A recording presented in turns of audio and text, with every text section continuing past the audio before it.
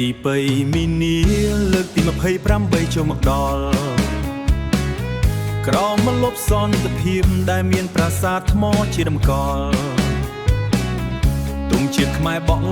វិចលើកកម្ពស់យ៉ាងត្រដែតដាស់ដួងចិត្តយុវជនដាស់ដួងចិត្តយុវជនឲ្យក្រោកឈរទូទាំងខេត្តស្នាមញញឹមអប្សរានិងក្បាច់គុនល្បុកតដល់រឹងមាំសំនៀងចាប់បីដងវែងដែលលោកតាតែងចងចាំផ្ទេមកដល់ដៃយើងជាកូនចៅជំនាន់ក្រោយយុវជនពុំពីមិនត្រូវបណ្ដោយឲ្យសាមសូនឡើយព្រៀបសសន្តិភាពហើយឆ្វែងនាំក្តីសង្ឃឹម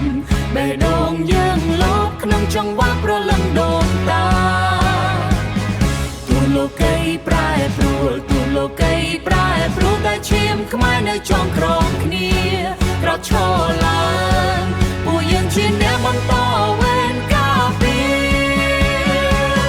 យុវជនដើម្បីវប្បធម៌អោក្រសោសមតមិនឲ្យរលត់ឃ្លានយកសិល្បៈប្រពៃណីមកលីលំនឹងស្មារតីថ្មី2026យើងសន្យាពីបានហាត់ដីហើយរក្សាប្រលឹងជាតិឲ្យរស់រវើកជានិរន្តរ៍ហើយរក្សាប្រលឹងជាតិឲ្យរស់រវើកជានិរន្តរ៍ពីចម្លាក់នាគរាជដល់អបកកតន្ត្រីសម័យ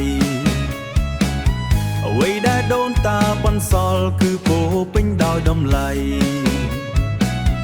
យើងឈរនៅទីនេះមិនមែនគ្រាន់តែជាអ្នកមើលតែជាកម្លាំងចលករដែលធ្វើឲ្យវប្បធម៌ដើរទៅមុខវាមិនមែនត្រឹមតែអបអរតែត្រូវអនុវត្តគំនិតបើកភ្នែកឲ្យទូលាយសម្លឹងមិនព្រមចុះចាញ់យុវជនដើម្បីវប្បធម៌អក្រសមរត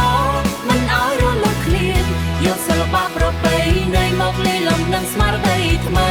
2026យើងសន្យាពីបានហាត់ដីហើយរក្សាប្រលឹងជាតិឲ្យរស់រវើកជានិរន្តរ៍យុវជនដើម្បីវប្បធម៌